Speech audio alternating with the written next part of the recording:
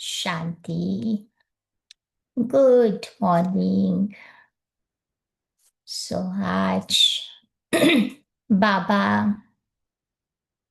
रहम का सागर अपने बच्चों को भी रहम दिल बनाने आए हैं।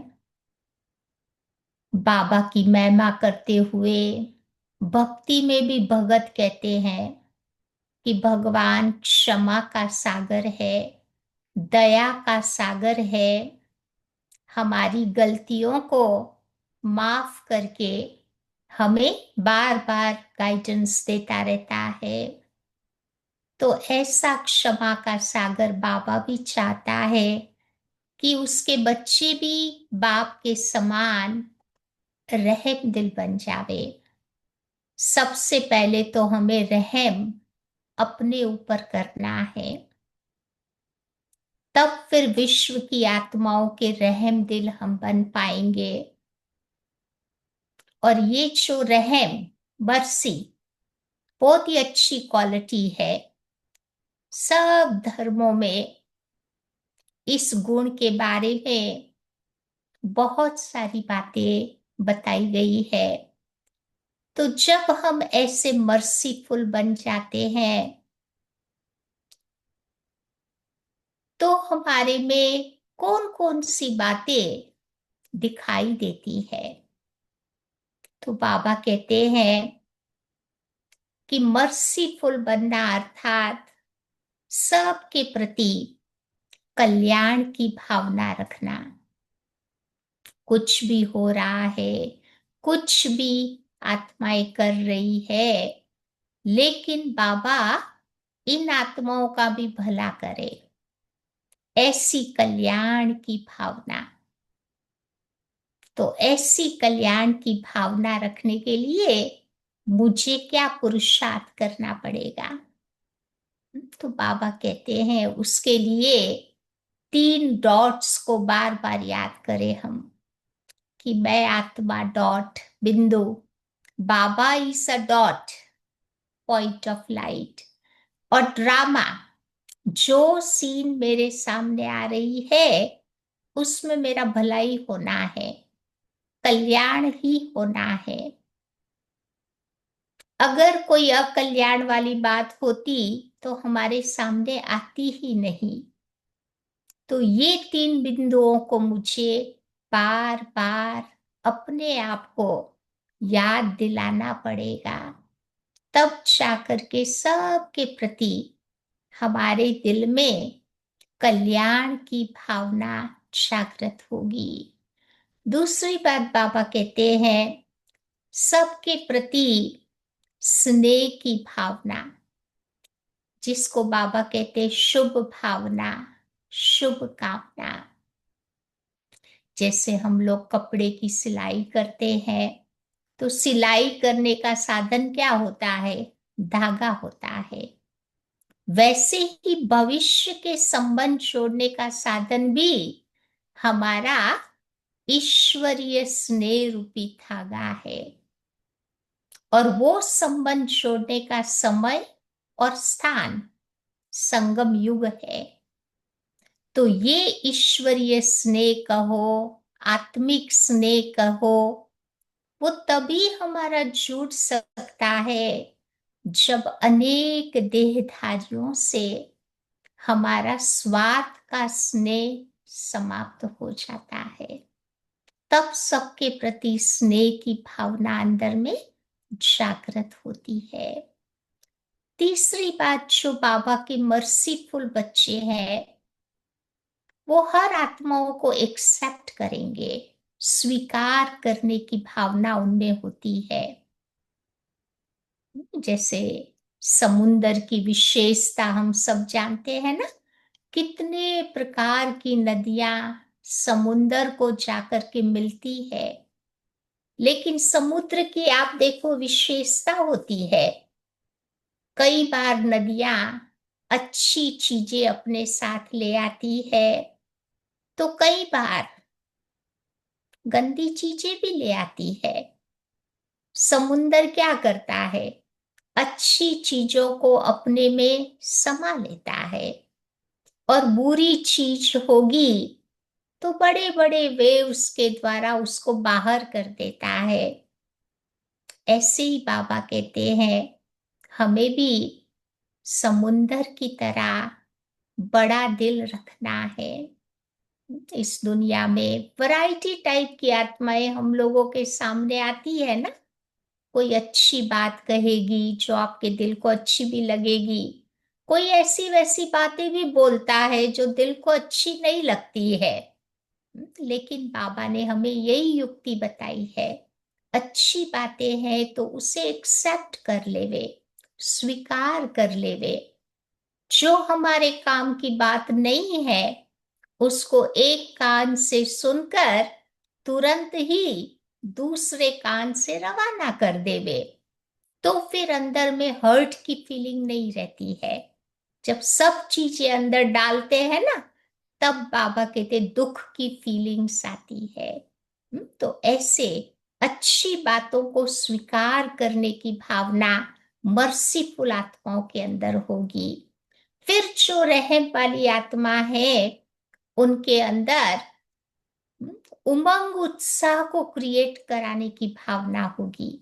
वो खुद तो उमंग उत्साह में रहेगा ही रहेगा, लेकिन अन्य आत्माओं के अंदर भी उमंग उत्साह भरने वाली वो आत्मा होगी।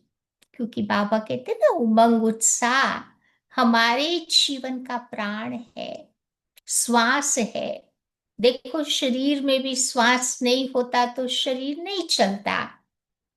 तो ऐसे उमंग उत्साह ब्राह्मण जीवन का श्वास है। यही दो पांखें हैं जिसके आधार से हम उड़ते हैं, औरों को भी उड़ाते हैं।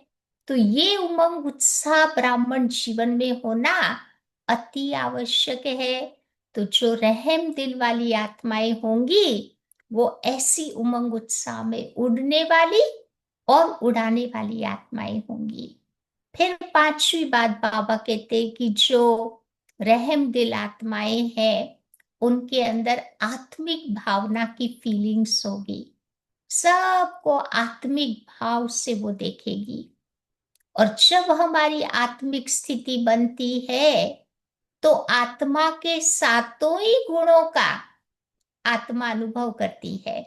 सुख, शांति, प्रेम, पवित्रता, शक्ति, आनंद और ज्ञान, ये सातों ही गुणों का खुद अनुभव करेगी, दूसरों को भी ये अनुभव करवाती रहेगी।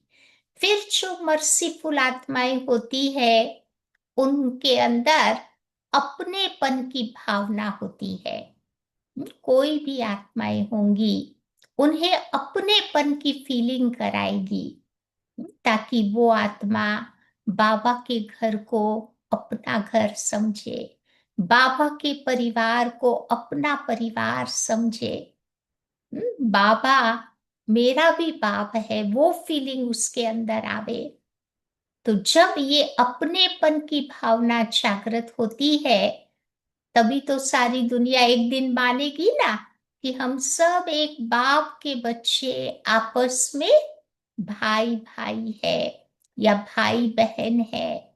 जिसको बाबा दूसरे शब्दों में कहते हैं वसुधैव कुटुंबकम की भावना, कि सारा संसार मेरा परिवार, एक बाप के हम सब बच्चे आपस में भाई भाई या भाई बहन है। इसको कहते हैं अपनेपन की भावना क्रिएट कराना। देखो बाबा के लिए भी हम क्या कहते हैं, सब कोई कहते हैं ना मेरा बाबा। कोई नहीं कहता दादी का बाबा या किसी और का बाबा, सबका बाबा है ना।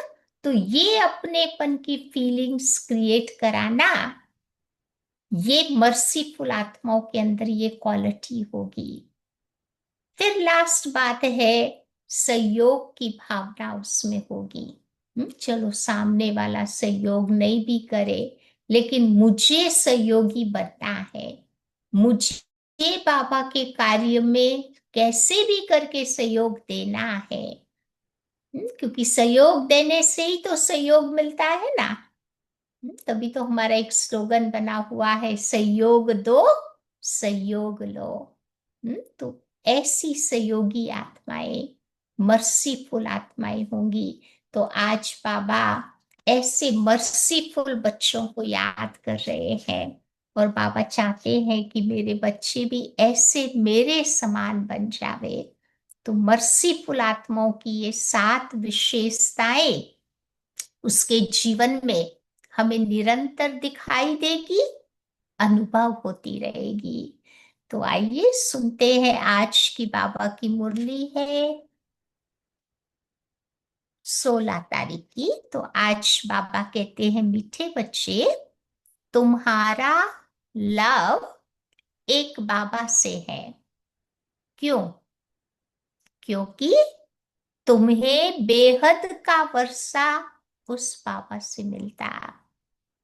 तभी तो तुम बच्चे प्यार से कहते हो, क्या कहते हैं? मेरा बाबा। बाबा मेरा है, ये दिल से निकलता है। प्रश्न है, किसी भी देहधारी मनुष्य के बोल की भेंट बाप से नहीं की जा सकती। क्यों? किसी भी देहधारी मनुष्य के बोल की भेंट बाप से नहीं की जा सकती। क्योंकि बाबा कारण बताते हैं, क्योंकि बाबा का एक एक बोल महावाक्य है। हम्म, दिल को राहत देने वाला है। जिन महावाक्यों को सुनने वाले महान अर्थात पुरुषोत्तम बन जाते हैं। बाप के महावाक्य गुलगुल अर्थात फूल बना देते हैं।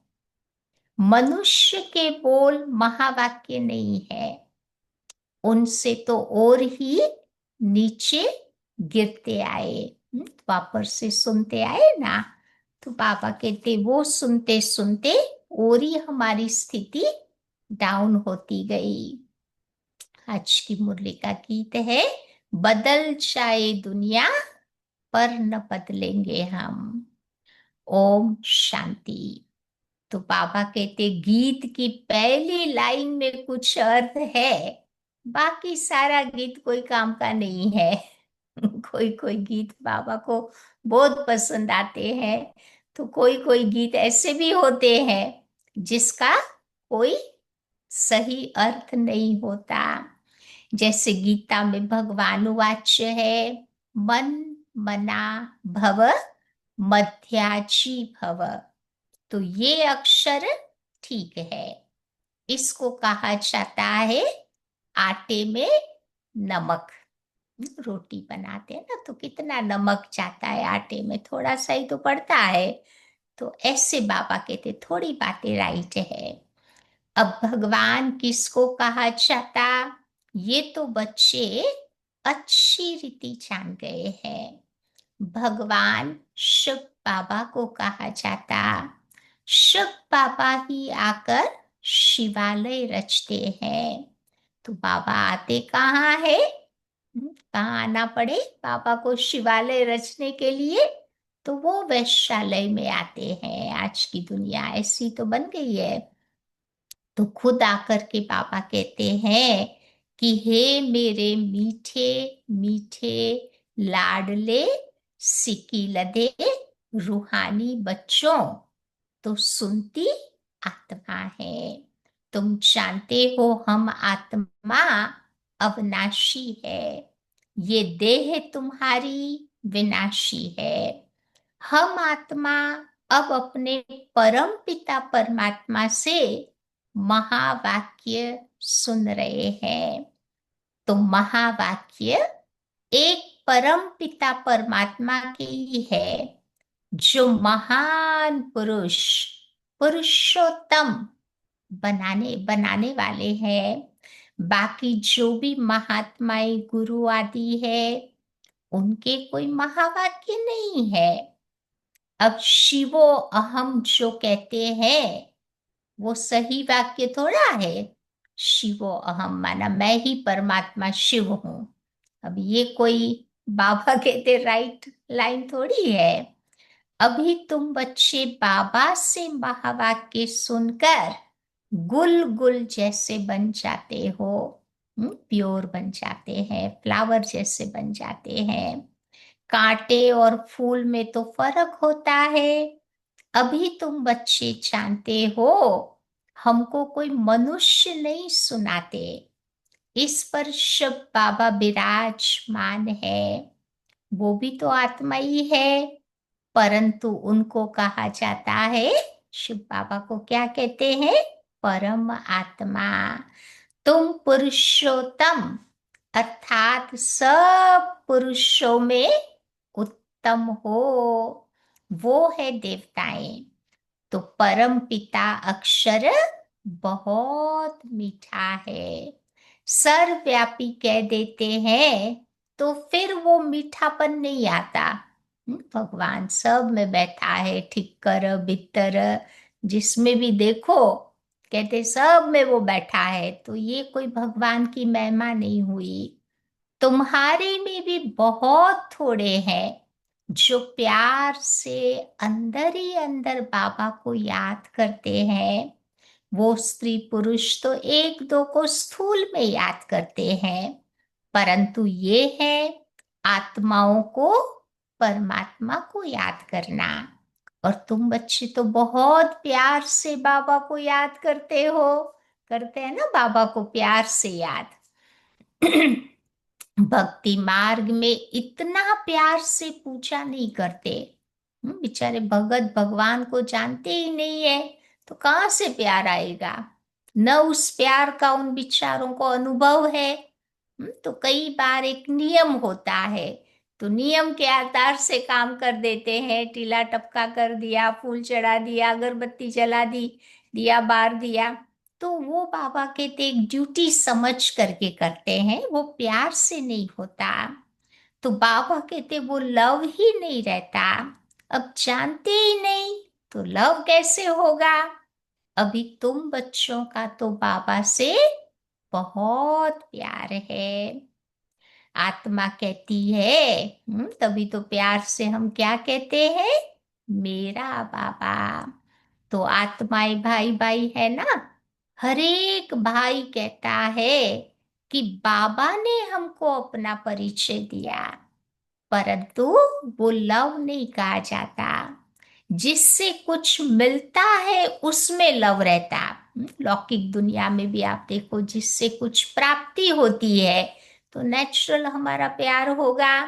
तो बाबा से तो हम बच्चों को कितनी प्राप्तियां हो रही है ना, तो बाबा से वो लव रहता। अब बाप में बच्चों का लव रहता, क्योंकि बाबा से तो तुम बच्चों को वर्षा मिलता।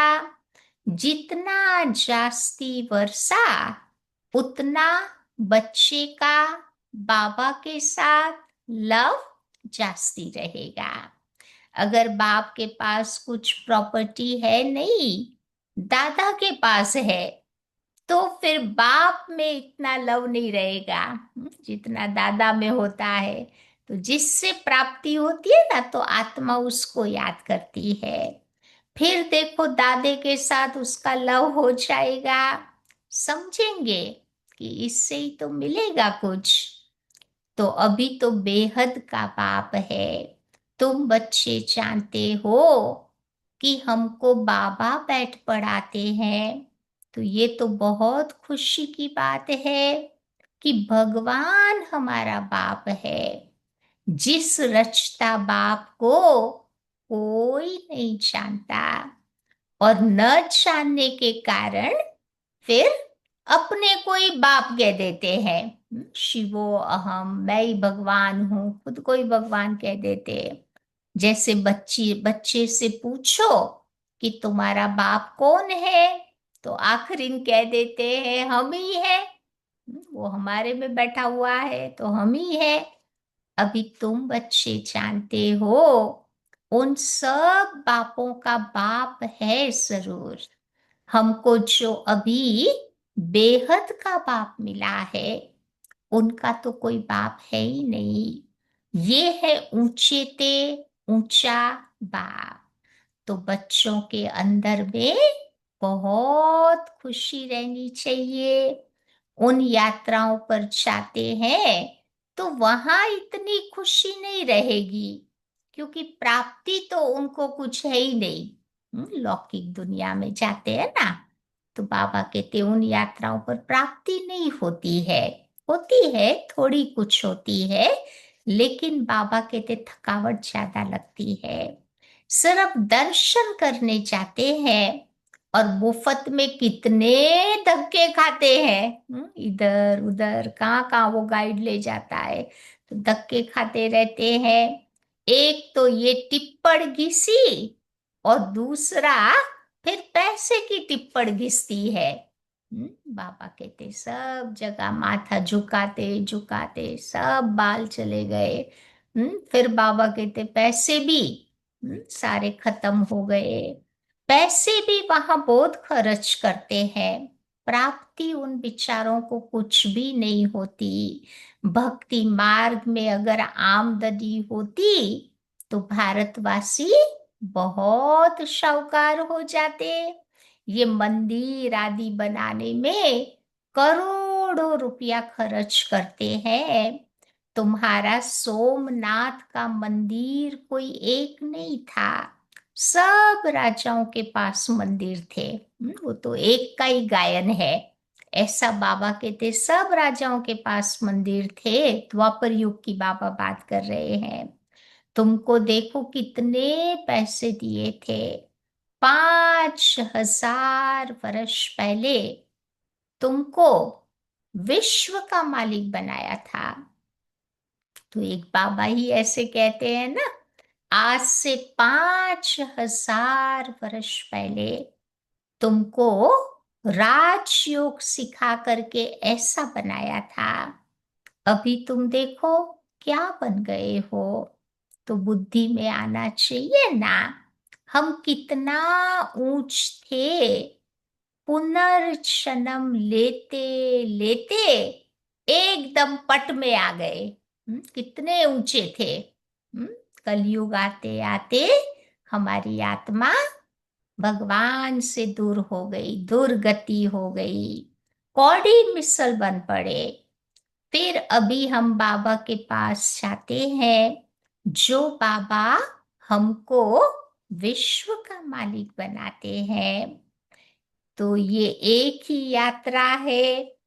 जबकि आत्माओं को बाप मिलते हैं, तो अंदर में बाबा कहते वो लव रहना चाहिए। तुम बच्चे जब यहाँ आते हो तो बुद्धि में रहना चाहिए। खास करके मधुबन जाते हैं ना, तो क्या बुद्धि में रहना चाहिए कि हम उस बाबा के पास जाते हैं, जिनसे हमको फिर से विश्व की बादशाही मिलती है। तुम बच्चे जब यहाँ आते हो तो ये बात बुद्धि में रहना चाहिए कि बाबा हमें शिक्षा देते हैं। बाबा तो यही कहते हैं कि बच्चे दैवी गुण को धारण करो, सर्वशक्तिवान पतित पावन मुझ बाप को याद करो। मैं कल्प कल्प आकर कहता हूँ। क्या कहता है बाबा कि बच्चे माम एकम याद करो, तो तुम्हारे विकर्म विनाश हो जाएंगे। तो दिल में आना चाहिए ना कि हम बेहद के बाप के पास आए हैं। बाबा कहते हैं मैं गुप्त हूँ, आत्मा भी कहती है मैं गुप्त हूँ। तुम बच्चे समझते हो, हम चाहते हैं शिव बाबा के पास, ब्रह्मा दादा के पास, जो कंबाइंड है, उनसे हम मिलने चाहते हैं, जिससे फिर हम विश्व के मालिक बन जाते हैं।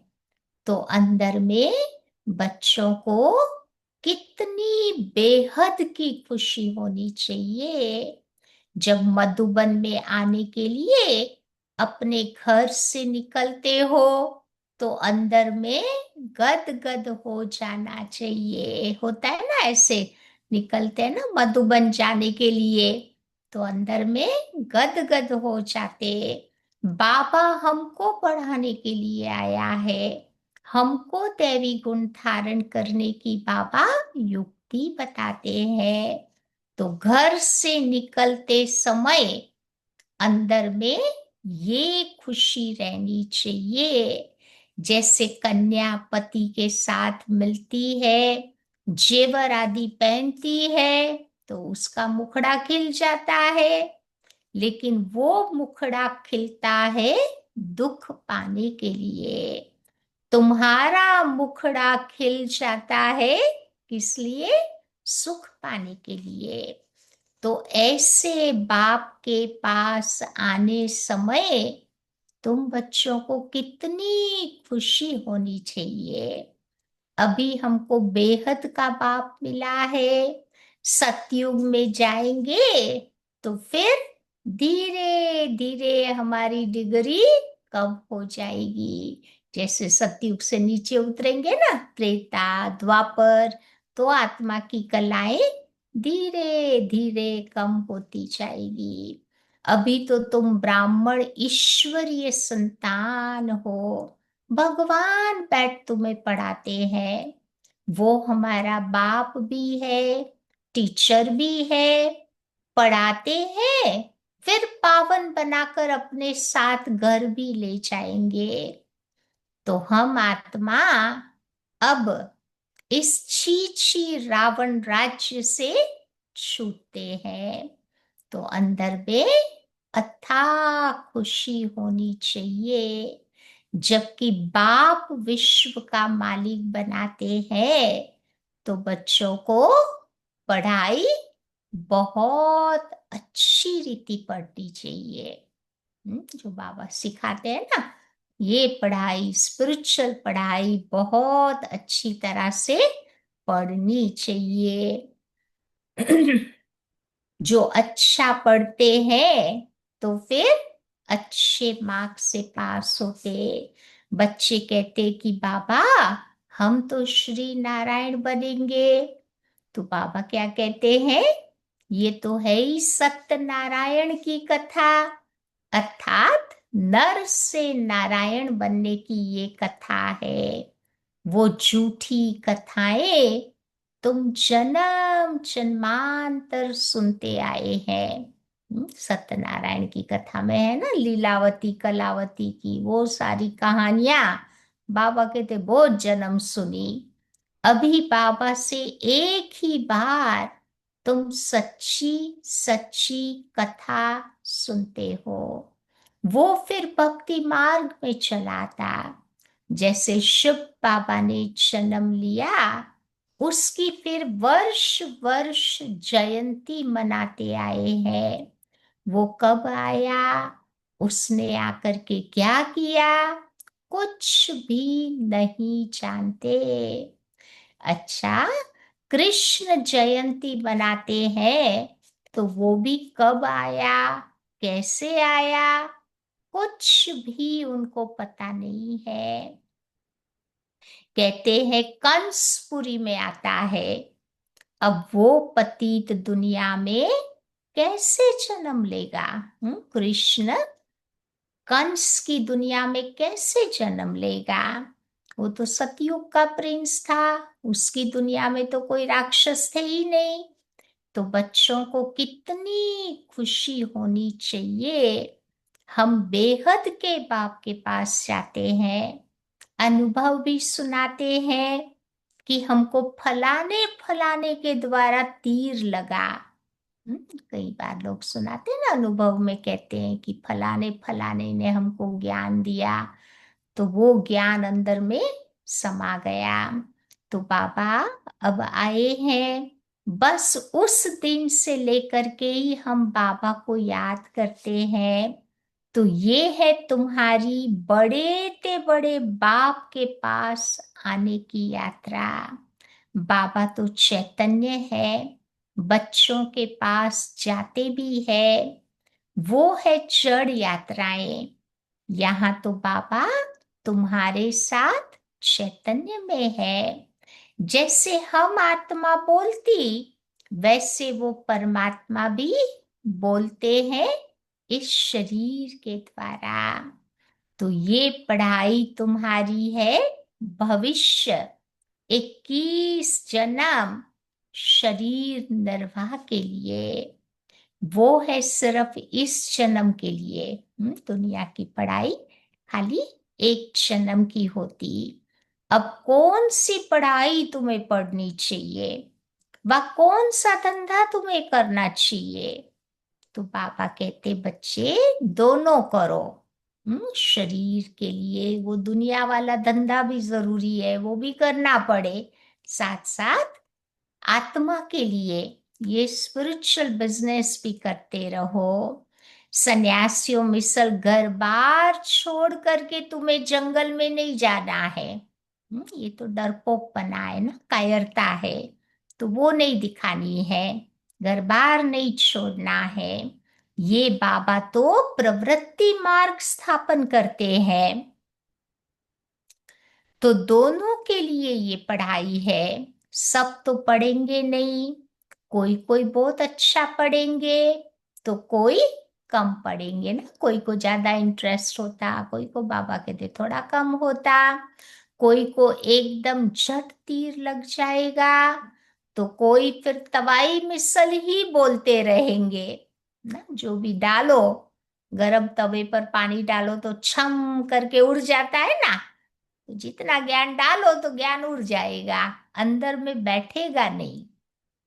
तो कोई कहते हैं कि हाँ, हम समझने की कोशिश करेंगे। कोई तो कहेंगे कि ये तो एकांत में समझने की बातें हैं, फिर देखो गुम भी हो जाएंगे। कोई को ज्ञान का तीर लगा तो झट आकर के इन बातों को समझेंगे। तो कोई कोई फिर तुम्हें कह देते हैं, क्या कह देते हैं, कि भाई हमको तो फुर्सत ही नहीं है। तो समझो उसको तीर लगा ही नहीं है। ज्ञान का तीर बाबा बात कर रहे हैं। देखो बाबा को तीर लगा तो फट से उसने छोड़ दिया। ब्रह्मा बाबा की बात सुनाते हैं शिव बाबा। जैसे ब्रह्मा बाबा को समझ में आ गया, सब कुछ एक धक से छोड़ दिया। समझा कि बादशाही मिलती है, उनके आगे ये सब क्या है। हमको तो बाप से राजाई लेनी है ना। अभी बाबा कहते हैं कि वो धंधा आदि भी करो, सिर्फ 1 हफ्ता इन बातों को अच्छी रीति समझो। तुम्हें अपना गृहस्थ व्यवहार भी संभालना है, रचना की भी पालना करनी है। वो तो देखो रच करके फिर भाग जाते हैं। साधु सन्यासी ना शादी भी करेंगे, बच्चे भी पैदा कर देंगे, फिर भाग जाते हैं। तो बाबा कहते हैं कि तुमने रचा है तो फिर अच्छी रीति संभाल भी करो। समझो स्त्री अथवा बच्चा तुम्हारा कहना मानते हैं तो वो सपूत है, नहीं समझते, कहना नहीं मानते तो फिर कपूत है। तो सपूत और कपूत का तो पता पड़ जाता है ना। बाबा भी कहते हैं कि तुम बच्चे श्रीमत पर चलेंगे तो श्रेष्ठ बन जाएंगे, नहीं तो वर्षा मिल न सके। पवित्र बन, सपूत बच्चा बन, अब बाबा का नाम बाला करो। तीर लग गया फिर तो कहेंगे कि बस अभी तो हम ये सच्ची सच्ची कमाई करेंगे। एक बार मैटर है तीर लगने की, वो लग जाए राइट जगह पे, तो फिर ये रियलाइजेशन होती है कि अब तो ये सच्ची सच्ची कमाई करनी है। तो बाबा आए हैं शिवालय में ले जाने के लिए। तो शिवालय में जाने के लिए फिर लायक भी बनना है, मेहनत है। बोलो कि अब शिव बाबा को याद करो। क्यों याद करो? क्योंकि मौत बिल्कुल सामने खड़ा है। कल्याण तो उनका भी तो करना है ना। बोलो अब याद करो तो तुम्हारे विकर्म विनाश होंगे। तुम बच्चियों का फर्ज है कि अपने पियर घर और ससुर घर का उद्धार करना। जबकि तुम्हें बुलावा होता है तो तुम्हारा फर्ज है उनका भी कल्याण करना है ना। जिन्होंने शादी की है उनके लिए बाबा कहते थे, शुरू शुरू में कई यज्ञ में आ गए थे ना, फिर उनके लौकिक वालों ने बुलाया। कोई के पियर घर वाले थे, कोई के ससुर घर वाले थे, तो बाबा ने उनको भेजा और बोला कि तुम जाओ, जा करके दोनों घर का उद्धार करो। तो बाबा कहते तुम्हारा काम है उनका कल्याण करना, रहम दिल तुम्हें बनना चाहिए। पति तमो प्रधान मनुष्यों को सतो प्रधान बनने का रास्ता बताना है। तुम जानते हो हर चीज देखो नई से पुरानी होती। नरक में सब पतित आत्माएं हैं। तब तो देखो गंगा स्नान में जा स्नान करते हैं पावन होने के लिए। तो पहले तो समझे कि हम पतित है, इसीलिए पावन बनना है। तो बाबा आत्माओं को कहते हैं कि तुम मुझे याद करो तो तुम्हारे पाप नष्ट हो जाएंगे। साधु संत आदि जो भी है सबको ये मेरा पैगाम दो कि बाप कहते हैं तुम मुझे याद करो। इस योग अग्नि अथवा याद की यात्रा से ही तुम्हारी खाद निकलेगी। अलॉय जो आत्मा में मिक्स हो गई है वो दूर होगी। तुम पवित्र बन मेरे पास आ जाएंगे। मैं तुम सबको साथ ले जाऊंगा। जैसे बिच्छू होता है ना, चलता जाता है, जहां नरम चीज देखता है वहां पर डंक मारता है। बिच्छू में भी देखो अक्ल होती है कि कहाँ उसको डंक मारना है। सब जगह ज्ञान नहीं सुनाते रहो। सामने वाला इंटरेस्टेड हो, टाइम निकालता हो तो ज्ञान सुनाना है। हमारा ज्ञान ऐसा कॉमन थोड़ा है, बहुत वैल्यूएबल है। ज्ञान की वैल्यू समझना है, अपने आप की वैल्यू समझना है। हम भी तो ऑर्डिनरी पीपल नहीं है ना। तो जहां इंटरेस्ट देखो वहां बाबा कहते खाली सुनाना है। अब पत्थर को डंक मार करके क्या करेगा? ये बिच्छू में भी अक्ल है। हार्ड चीज पे डंक नहीं मारता है। जो सुनने वाले हैं उनको ही सुनाना है। तुम भी बाबा का परिचय दो। ये भी बाबा ने समझाया है कि मेरे भगत कहाँ रहते हैं, कहाँ रहते हैं बाबा के भगत है। तो शिव के मंदिर में मिलेंगे, कृष्ण के मंदिर में, लक्ष्मी नारायण के मंदिर में मिलेंगे। भगत मेरी भक्ति करते रहते हैं। अब है तो बच्चे ना, मेरे से राज्य लिया था, अब फिर पूज्य से पुजारी बन गए, अभी देवताओं के भगत है। तो नंबर 1 होती है शिव बाबा की अव्यभिचारी भक्ति। फिर गिरते गिरते अभी तो देखो बच्चे भूत पूजा भी करने लग पड़े हैं। शरीरों की पूजा करना वो भूत पूजा हो गई। आजकल कहाँ कहाँ देखो अपने देवी देवताओं को साइड में रख दिया है और अपने गुरुओं के मंदिर बनाकर उनकी पूजा करते, तो ये भूत पूजा हो गई ना। तो सब आत्माओं का बाप शिव बाबा है, स्वर्ग का वर्षा वो देते हैं। तो अभी बाबा कहते हैं बच्चे तुम मुझे याद करो तो विकर्म विनाश होंगे। हम तुमको पैगाम देते हैं। तो अब बाबा कहते हैं कि पतित पावन ज्ञान का सागर तो मैं हूँ, ज्ञान भी सुना रहा हूँ। पावन बनने के लिए तुम बच्चों को योग भी सिखा रहा हूं। तो ब्रह्मा तन से मैसेज दे रहा हूं कि तुम मुझे याद करो, अपने 84 जन्मों को भी याद करो। तुमको भगत मिलेंगे मंदिरों में। और फिर एक तो मंदिरों में मिलेंगे, और कहाँ मिलेंगे? तो बाबा कहते जहाँ कुंभ का मेला होता है, तो वहां भी बहुत भगत मिलेंगे। वहां तुम समझा सकते हो कि पतित पावन गंगा है या परमात्मा। तो तुम बच्चों को बहुत खुशी रहनी चाहिए कि हम किसके पास जाते हैं। देखो बाबा कितना साधारण है। बाबा क्या बड़ाई दिखाए। शब बाबा क्या करे जो बड़ा आदमी दिखाई पड़े। क्या करे बाबा भी बच्चों को ये सवाल पूछते हैं कि क्या करे ताकि थोड़ा तो भपका दिखाई दे। हम्म, तो बाबा कहते हैं कि ये सन्यासी तो कपड़े तो पहन, सन्यासी वाले कपड़े तो बाबा पहन नहीं सकते।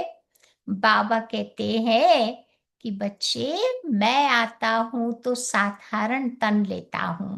ब्रह्मा बाबा कितना ऑर्डिनरी थे, जैसे हम वैसे बाबा। जहाँ हम बैठते वहां बाबा भी बैठता था। जो हम खाते बाबा भी खाते थे।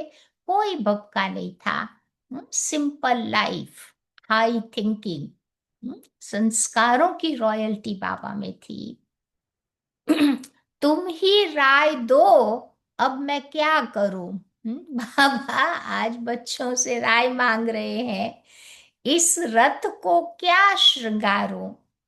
वो तो हुसैन का घोड़ा निकालते हैं मुसलमान लोग ना, हुसैन का जो घोड़ा उसको बहुत सजाते हैं, उनको कितना श्रृंगारते हैं।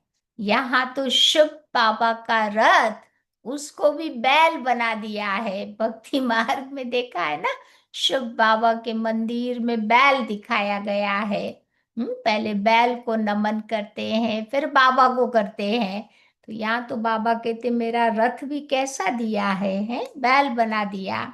फिर बैल के मस्तक में गोल गोल शिव का चित्र भी दिखाते हैं। अब शिव बाबा बताओ बैल में कहाँ से आएगा। कैसे आएगा बैल में? आएगा तो बैल की भाषा कौन समझेगा। तो बैल वो मैल बॉडी का प्रतीक है। कि बाबा ब्रह्मा के तन में आते हैं। तो बाबा कहते हैं भला मंदिर में बैल क्यों रखा है? शंकर की सवारी कहते हैं। अब सूक्ष्म वतन में शंकर की सवारी क्या होती है कभी? ये सब है भक्ति मार्ग, जिसका इस ड्रामा में नूंद है। अच्छा, मीठे मीठे सिकी लधे बच्चों प्रति मात पिता बाप दादा का याद प्यार और गुड मॉर्निंग। रूहानी बाप की रूहानी बच्चों को नमस्ते।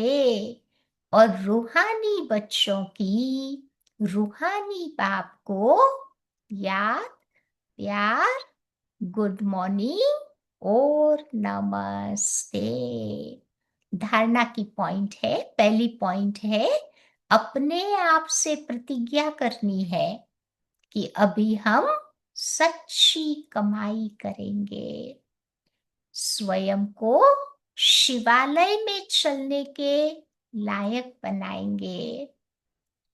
सपूत बच्चा बनकर श्रीमत पर चलकर बाप का नाम बाला करेंगे। बाप का नाम रोशन करेंगे। दूसरी बात पॉइंट है रहम दिल बनकर तमो प्रधान मनुष्यों को सतो प्रधान बनाना है। सबका कल्याण करना है।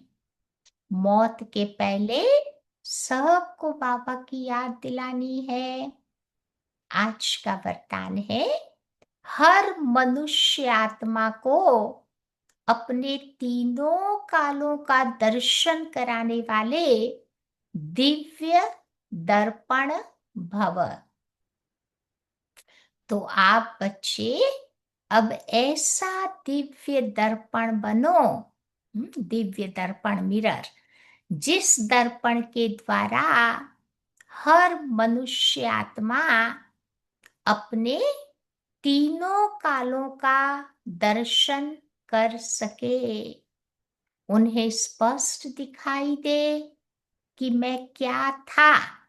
पास्ट में हम क्या थे, देवी देवता थे ना, अभी क्या हूं। अभी पापा ने हमें पुरुषोत्तम ब्राह्मण बनाया, फिर भविष्य में क्या बनने वाले हैं, वही श्रेष्ठ पद प्राप्त करेंगे। जब जानेंगे अर्थात अनुभव करेंगे व देखेंगे कि अनेक जन्मों की प्यास व अनेक जन्मों की आशाएं मुक्ति में जाने की व स्वर्ग में जाने की अभी पूर्ण होने वाली है, तो सहज ही बाप से वर्षा लेने के लिए आकर्षित होते हुए आएंगे। थोड़ा और हिलने दो झाड़, अपने आप बाबा कहते हैं बाबा के बच्चे बाबा की तरफ आएंगे। स्लोगन, एक बल एक भरोसा, इस पाठ को सदा पक्का रखो, तो क्या फायदा होगा, तो बीच भंवर से सहज निकल जाएंगे। जितना बाबा में विश्वास हमारा पक्का पक्का होगा, उतना उतना बाबा कहते बीच भंवर से कितनी भी बड़ी समस्याएं क्यों न हो, बाबा निकाल देगा। आज की अव्यक्ति पॉइंट है, वारिस क्वालिटी प्रत्यक्ष तब होगी जब आप अपनी प्यूरिटी की रॉयल्टी में रहेंगे। कहां पर भी हद की आकर्षण में तुम्हारी आंख न डूबे।